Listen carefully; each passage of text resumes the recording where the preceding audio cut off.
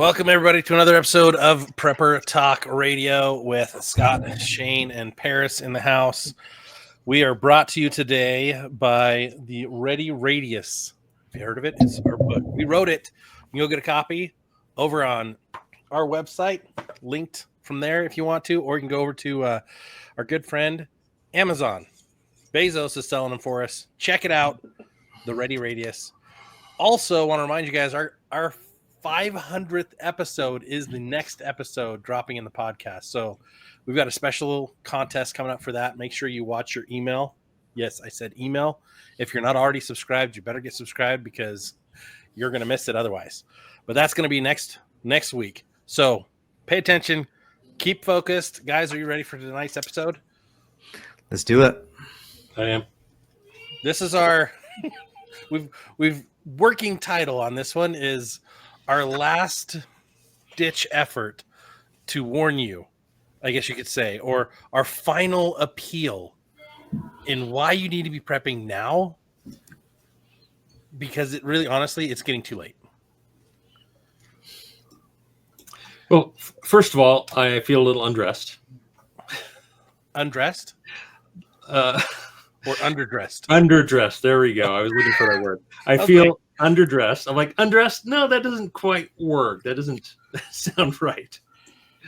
I'll wear my collared shirt next time there, Paris. No, it's fine. Paris is like, guys, I'm an executive now. Yeah, so I have responsibilities. For those of you watching, you can see how dressed up he is. I'm wearing one of our shirts from the merch store. Ready-minded. It's the Ready-Minded apparel shirt that actually says "Machine Gun Wash Cold." Machine Gun Wash Cold. Yeah, it's instead of Machine Wash Cold, it's Machine Gun Wash Cold. Yeah, it's a little tongue-in-cheek Tea Party T-shirt, dumping tea since 1773. So check it out. You can go get one at preppertalkradio.com. So you're underdressed. I'm appropriately dressed. Paris is overdressed. And let's dress down the topic for tonight. Final warning. We're also going to mix in a little bit of fun with some prep like an animal. I've been concepting this out for a few weeks, and I've been really excited to talk about that as well. So without further ado, please share this message with everyone that you know who's not prepping, because they need to do this because it is almost too late. Well, I think the first thing I would want to say is the old saying, a man convinced against his will is of the same opinion still, right? And I have been very unsuccessful, at least I feel in my own eyes, my own mind, of being able to convince others to step up the pace, to really get serious about prepping, about being prepared. And so I put a fair amount of thought into this over the years. And what does it really take? And of course, I've come to the kind of going to the end already, spoiling the book. I've come to the conclusion that there's really not a whole lot I can do, or let me say, not a whole lot I can say that is going to convince someone. They have to convince themselves. And that's really what I mean by that, right? I am not good at convincing people. They have to convince themselves. I think that it's our job to present the scenario, to make them aware of possibilities, and then let them just decide. And then at the end of the day, here's the thing that I think about is, especially being in financial sales, life insurance sales. I mean, this, when I walk into someone's house, one of my trainers who would say, look, when you walk into someone's house, if you do your best to explain to them why they need to have life insurance, why they need to manage their money better, why they need to, get their financials on track, and they say no, that's on them, not you. Like, you did your part. You did what you were supposed to do. You knew you went into that house with the right attitude. You maintained the right attitude, and you walk out of that house with the right attitude. Then you've done your part. And I think that's true with prepping, is that when we share with you the steps to being prepared properly for whatever, I talk to people all the time about prepping, and they're like, oh, you have this podcast? I said, yeah. It's like, what do you guys talk about? Like zombies and stuff? I'm like, no, it's everything from job loss. Yeah, we do a little zombie fun stuff, tongue in cheek, but it's from job loss to the end times and everything in between. And so we want to, the reality is that you're more than likely going to need to have financial preparedness with a job loss or food or water. You're going to need to have a grab and go bag. More often than not, your house isn't going to burn down or you're not going to be flooded out, but that's happening more and more. And are you going to need to have guns to defend yourself from an onslaught of marauders? Probably not as often as you're going to lose your job. Probably not as often as you're going to need to, have a natural disaster. Like there's things that you need to be aware of. And it's just sometimes it can be frustrating. Like it's our responsibility to let them know. But once the scriptures say, once you've been warned, warn your neighbor. Jesus told Paul, he says, once you've been converted, strengthen your brethren. If they don't do it, I did my part. I led you to the water. It's up to you to drink. And so I can feel better about myself knowing that I've done my part to share and to explain it as best I can. And maybe I need to learn a little bit better way to explain things. And that might be true. I don't doubt that maybe my presentation isn't off, but I think that as long as I'm doing my part to learn and really develop that, then I can walk away, wash my hands and say, when the zombies come and attack you and they leave me alone because I prepared, I'm okay. You're on mute there, Scott. The fact is we've all been so conditioned by the propaganda machine, by the government, by the media, by our educational systems. We've been so conditioned that it's not as bad as we think. Oh, it's not that bad. Oh, it's not that big a deal. Oh, it's never going to happen. This is normal. Right?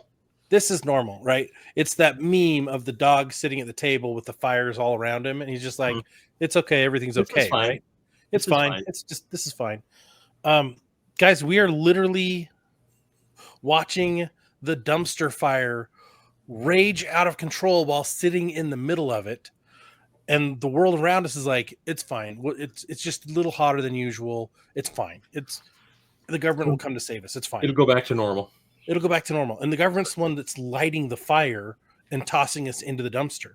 Like they're trading our rights and liberties for money, right? Their gain, their personal profits. That's just how it's been for as long as it's existed, pretty much. As soon as the United States became a country, evil men sought to overthrow it, right? Yeah. Every country in the world deals with those same issues all the time, right? We're all getting, for lack of a better term, we're all getting screwed over all the time. And so we're so used to it, right? And then also the government and the media is all gaslighting us. No, you're not nothing's happening to you. You're fine. And so it's like, there's so many people who just don't want to listen. Partially, I believe, because they're scared to know the truth. Yeah, absolutely. And another thing I find on a regular basis is that when we're talking to family, friends, whomever, that a lot of them will acknowledge that what's going on is not normal. Other than that, they'll glaze over and turn off, right? They turn the brain off. And so that's when I know when to backpedal or just to stop talking. But those people who can be, and I hate to use this word, can be saved, right? Those who can wake up to prep really already know that inside. They realize what's going on. They may not consciously realize it, may be subconscious. And when they hear someone verbalize it, and they might agree with it and say, yeah, I know what you mean, but I don't know what to do, or I don't know where to go next. Those are the people who I'd like to, spark a little interest in, say a little something that's going to catch their interest, and then, have a conversation and try and direct as best I can and not frighten. Right, I'm pretty good at that. I can be pretty good at trying to scare somebody into compliance, right? Well, and I think that's maybe all too common among preppers, right? But it doesn't work usually. Well, it's the thing that gets their attention. It's the only thing that gets people to listen. Well, it's true. right? But then also it becomes white noise after a while if that's all we do. Yeah, that's Yeah. true. Right. So my plea is this: like, you've got friends, you've got family who are on the edge, and they just need that swift kick in the butt to get going a little bit more to actually make this work. And it is a tough conversation to have. Like, I've got family. We ran PrepperCon together, and I've got in-laws that were part of that group who still don't prep. Like, they partially prep, but they don't fully go after it. And they're like, "Oh, no, we're going to go to Disneyland instead." And I'm like, "You still don't you don't Yeah. have a water filter." "Oh, well, we've got this thing." And I'm like, "That's not a Yeah. volume filter. That's not a solution. But you Like, have that's a water filters. Band-Aid. You need a whole system."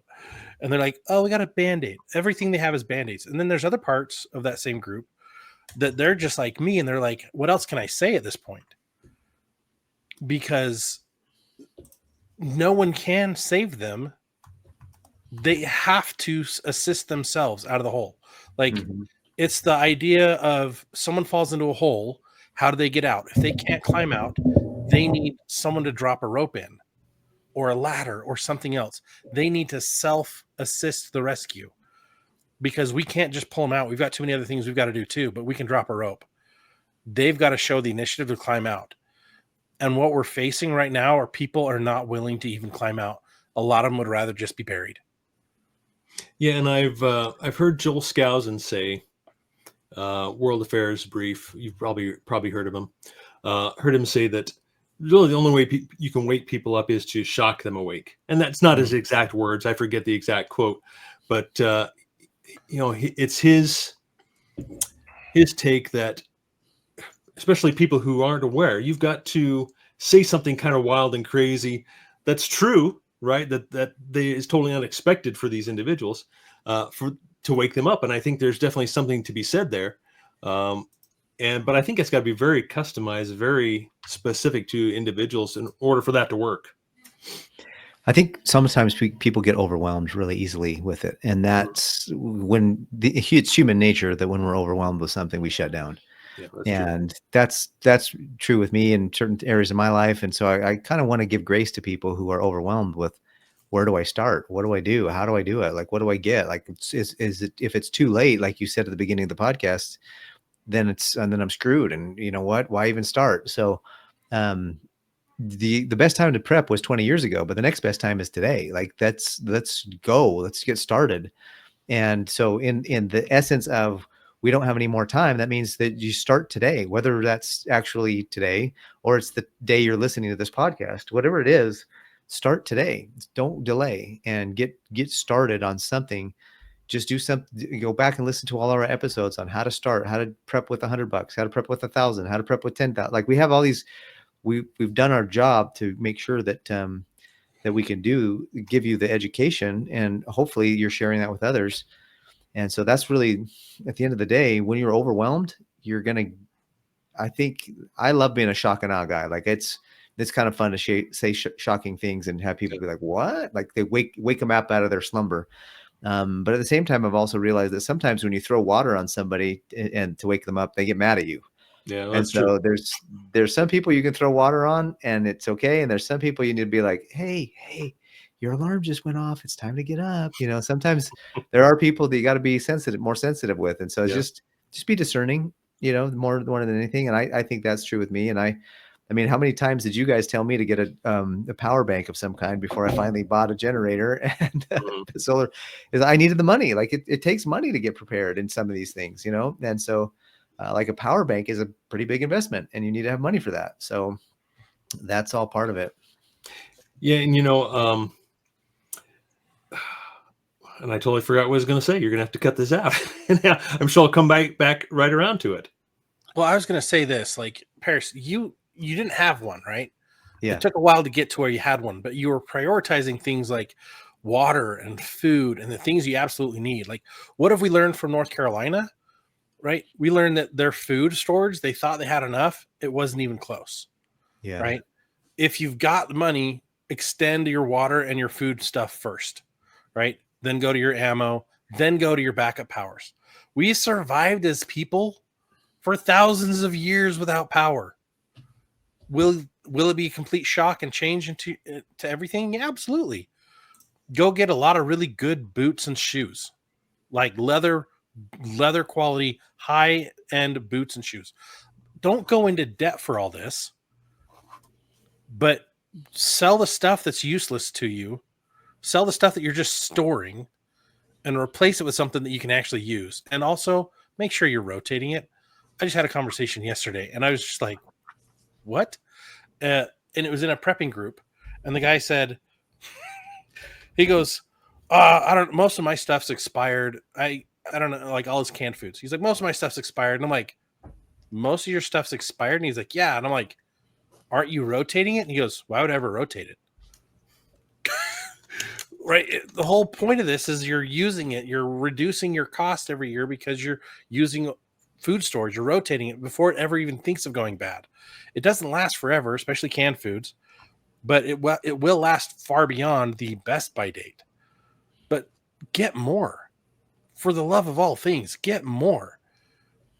Because in the moment that you need it and you wish you had it, that's the moment that will convict you to your fault. This is your fault if you don't prep for it. If you've been warned and you haven't done anything, that moment where you absolutely need it and you don't have it, it is your fault. Yeah.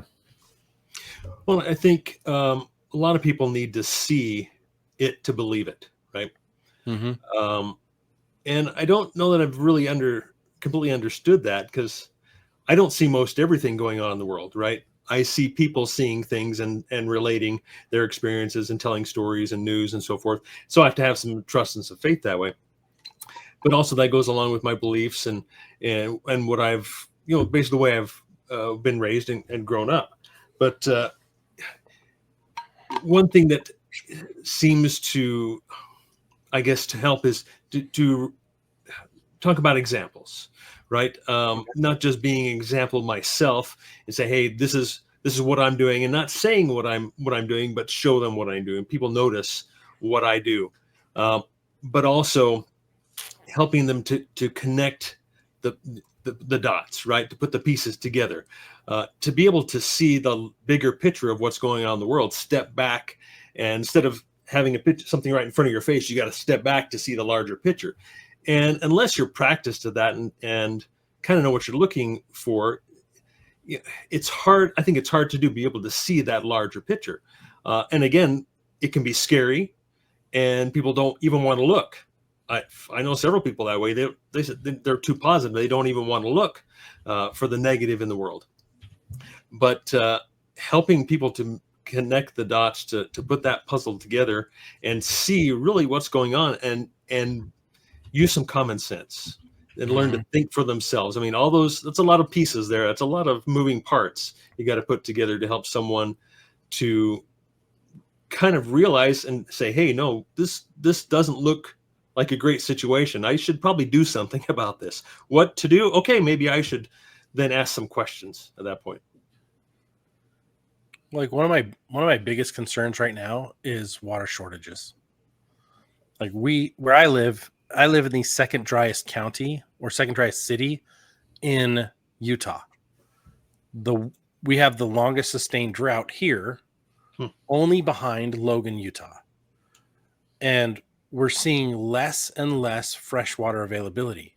It's actually predicted that we're going to see a 40% decline in freshwater availability in the United States over the next 5 years. Did they say why? They're blaming it on climate change. Of course. Right? And population growth. But our population tables don't show growth of that nature.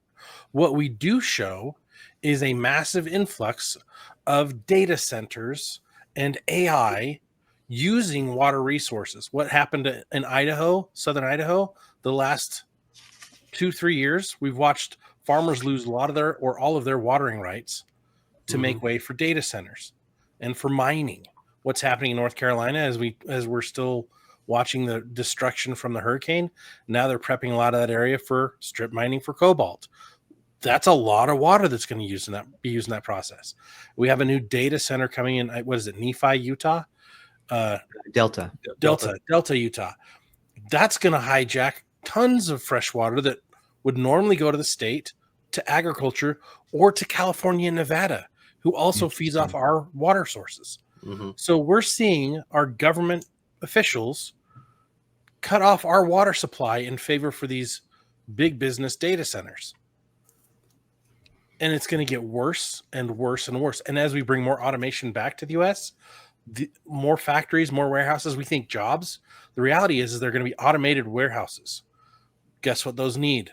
A lot of water for the computers and the cooling systems to keep everything from overheating. Wow. And a lot of that water is also going out to the Great Salt Lake in order to go out to the West Desert for private companies to mine for lithium out there as well. So, yes, farmers' rights, water rights are all being taken away, minimized in order for big business and profits. They're using the right of eminent domain to steal water. Because that's the way Utah's water rights work here. Mm-hmm. And unfortunately, we have very little to say about it. So I guess in talking about that is just, again, opening your eyes. Oh, wow, this is a real issue. This is a concern. How am I going to grow a garden? How am I going to, and I think most people wouldn't even think about this because they get the water right out of their pipes, right? They turn the faucet into water.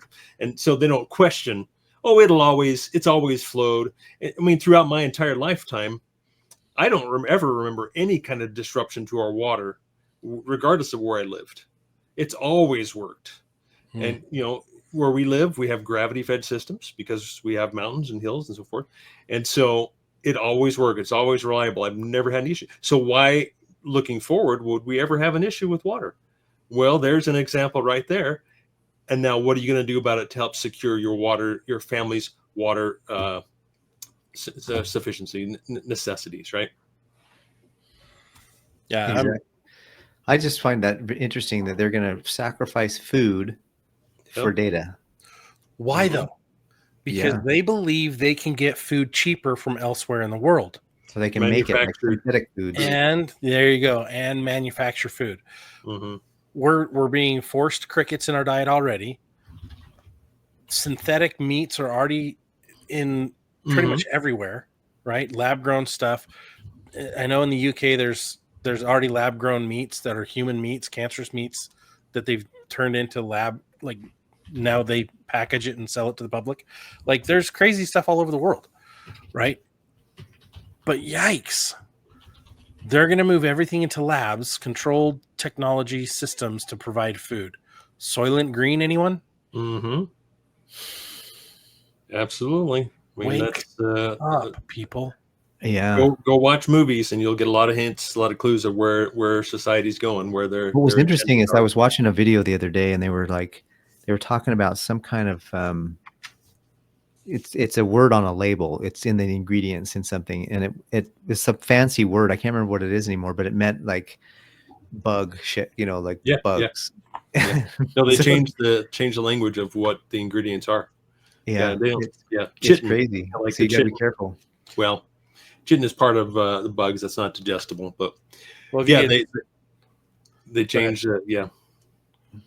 Have you guys heard of the movie Snowpiercer? I've heard of it. Haven't seen it. Heard of it. I haven't watched it. Okay, so Soylent Green. What's the whole premise of Soylent Green? It's people. It's people. So Snowpiercer, the movie, I watched that a little while ago, and I understand that is the same concept. They're feeding everybody. So it's this train that's speeding around the world, and it's the last known survivors of the human race because it's winter. It's now like full winter all over the whole planet because of climate destruction. And what's interesting is each class of people have a different section of the train. And the guy who invented the train is the very beginning, in the very front. Everybody else by category and class gets further and further to the back. And the people in the very, very back are being fed these little rubberized blocks of food. Turns out those are people. But also, if they can't get enough food, they used to cut off an arm or a leg to feed everybody else. Like that's how programming this is trying to get to us, to start thinking in those types of terms, right? To accept those types of terms. we're getting very close to an economic collapse that's going to baffle the world. Oh, it's cricket powder. At least it's not human meat, or And Yet, so show us the worst case and then give us a little bit better. Like, it's just crickets. Yeah, it's an evil process, if you ask me, is what they're up to. But again, I can't lead off with that. Going to my cousin and say, hey, you know what? They're feeding us crickets in that meal. Like, what are you talking about? It's also about knowledge and knowledge of the past, of our true history, and understanding really what that history is, which is hard to learn. It's hard to know really what that is. It's all been hidden from us. And then really just accepting that there are bad people, there are evil people in the world with evil agendas. I think most of us have a positive attitude, say, why would anybody ever want to do that? Why would this ever happen? Why? I don't know that I ever have an answer for that would be adequate. Mm-hmm. it's because we're biased into a different style of thought, right? Like George Soros has been trained since his childhood to not value human life, but to value his money and his agenda over everything else, right? And now you see his son's going to be 10 times the monster he is, or his son or grandson, I can't remember where. But like it gets worse, right? But we have to take action now. Like this episode is about you need to take action now. You need to start prepping like an animal. Like your life depends on it. Like when an antelope's being chased by a cheetah or an impala, let's use an impala, I guess. I don't know if they have antelope over there, but it's running for its life. The cheetah is chasing for its next meal, but the impala is running for its life, right? We need to prep life like our life depends on it.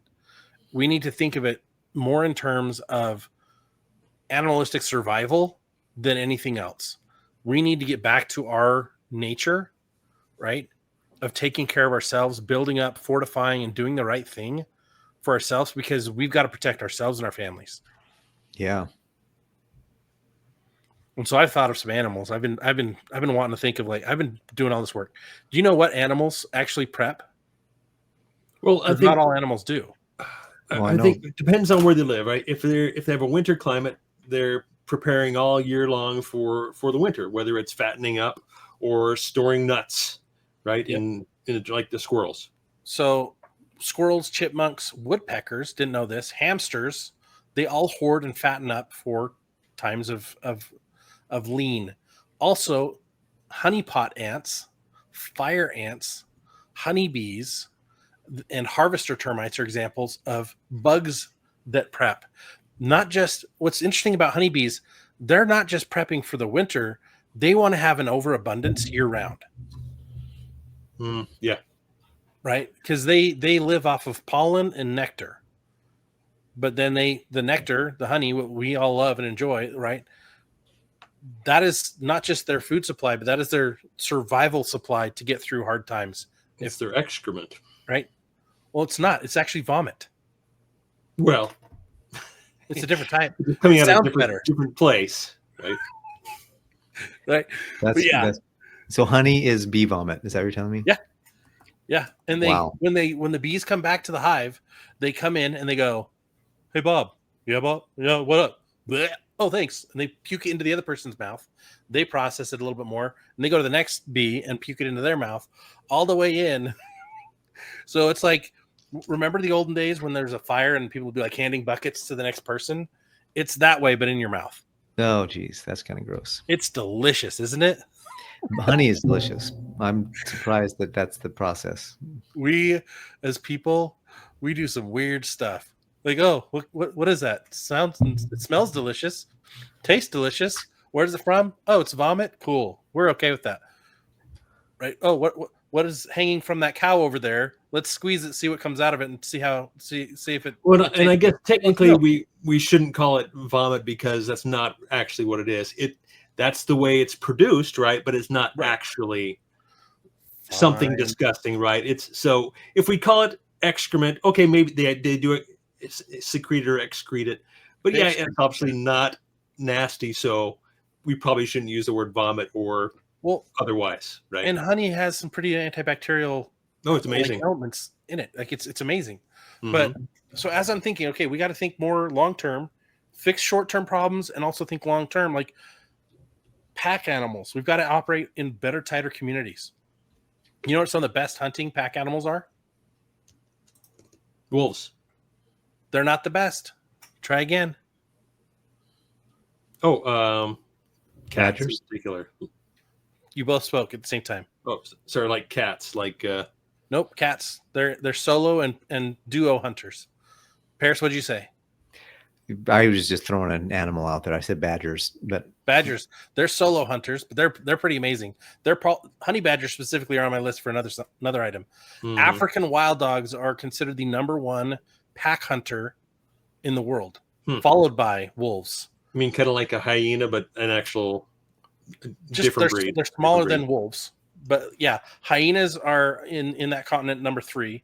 Lions are actually worse hunters than all of those. Orcas are the best pack hunter in the water. They're also the biggest protagonist of everybody. They're like, we just want to screw with everybody. Hey, look, there's a dude over there. Let's knock his boat over. This is great, right? So you're talking community, right? You're talking community. Community. We have to be tight, but we have to be structured, right? We all talk about community all the time. We're like, oh yeah, I got a friend, I got a neighbor. Do you practice anything together? Right. If not, you're not a pack. You're not a community. You're not where you need to be. Right. That's why I wanted to bring that up. But in my final thoughts, like I really want to say, you've got to toughen up. We all have to. Right. What are some of the toughest animals you guys can think of? Bears. Rhinoceros. You'd think those are the toughest animals. The toughest animals are based on the extremes that they have to endure. Oh, Penguins. polar bear. Neither of those have to endure the most extreme. Did you know that mountain goats extreme the coldest of colds and the lowest oxygen rate? They're one of the toughest animals, most robust, also the most nimble for their habitats. Yeah. Arctic fox, because it's on a starvation diet half the year, and it lives near all the other frozen stuff. That's up on the list. Camels is the most heat-resistant animal in the world and the most drought-tolerant. Did you guys know that the giraffe can go 3 weeks without water? What? I did not know this. But the toughest animal, pound for pound, for personal protection is the honey badger. Interesting. They actually have a saggy skin system so that you can pierce, they can be bit and flung around, and there are no nerves connected to the skin. So they can be ripped apart, but it doesn't really cut very easily, but it doesn't puncture well. But I watched a video of this pack of wolves attack a honey badger, and they're flinging it around and each taking swipes at it, and they couldn't do anything. And then the badger would roll over and be like, whap, whap, whap, whap, whap. And the wolves are bleeding, and they're just like, this isn't worth it. And the badger just is like, okay, you done? And wanders off honey badger don't care, right? Wow. We need to get tougher. I'm nowhere near where I need to be, but in preparation for this episode, it was eye-opening that we need to toughen up, we need to stockpile, and we need to get tighter with our community than ever before, because those are our biggest threats right now. Yep. Because if we start now, by the time we actually need it in a couple of years, we're going to be so tight and trained that it's going to be, it won't be a big, it won't be as big of a hit to our psyche in our future. Yeah, that's true. Because you've got to think about the SEAL teams, or just think about high level teams like that. They train for years before they go on a mission, and then they still train, and they train for months before they go on the next mission. And so that's the idea: is prepare ahead of time, and don't procrastinate anymore. And that's a great message for me, dude. Thanks for the reminder too. Yeah, and I think it's my kind of parting words. I would just say, if there's really someone you really love, you're really concerned about, who they're capable of preparing, but they're just not. My I guess final suggestion is just really try to get on common ground and be sincere with them, rather than trying to scare them or or convince them otherwise. Use love and persuasion, and then I think if you're truly concerned about them, they will see that, and then hopefully that will spark something within them to where they can really start to do what they need to do, because we see it. It's obvious for the three of us to see, and those of you who are watching and listening, it should be pretty obvious where things are going. But for a lot of good people, it really isn't. Yeah. And to piggyback off of that, Shane, like that is perfect. Like we need to have those tough conversations from a position of concern. Yeah. Love, not judgment. Right? Like to the family member, to the friend, to the close associate, right? I am really worried about you because XYZ. I know I don't have enough for me, let alone to be able to help you in those times. I need you to understand how painful that is. I don't have anything for you when things go sideways, but I would love to help you get better prepared. You don't have much time. Express your concern, open up your heart, and then let them know, look, if you don't prepare and things go sideways, I won't be there for you. I can't be. Yeah. I can't be there for you. I have to be there for my family.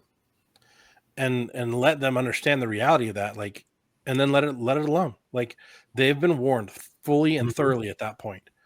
And it's no longer your fault. It's no longer on you. You did your job. Your job isn't to prepare for your neighbor. Your job is to warn your neighbor. Mm-hmm. That's our whole purpose with this podcast has been for the last 499 episodes, is to be a warning voice, because we're on borrowed time. It is coming short where the check has to be paid, and you're not going to be able to dine and dash on this one. That's a good point. Yep. Absolutely. I want to thank everyone for being part of the Prepper Talk Radio family for all these years. We look forward to continuing to go at it full bore as long as we can. Please, please, please share these episodes out with your friends, with your family, the people who are struggling to get a clue about why they need to be better prepared. They're the ones that need this the most. Thank you again for liking and sharing, and make sure you're part of our group over at Emergency Prep and Self-Reliance on Facebook, and check out all the sweet deals at preppertalkradio.com. We got swag. We got sweet shirts like the one I've got. Ready Minded. We got our Apocalyptimist. We got many more. Go check them out. Please support the show. And as a reminder, we're doing a huge giveaway next weekend or next episode. I don't know what, but next weekend. Anyways, next episode, huge giveaway. Go join the mailing list or you will miss out. Peace out and have a good night, you guys. See you next week.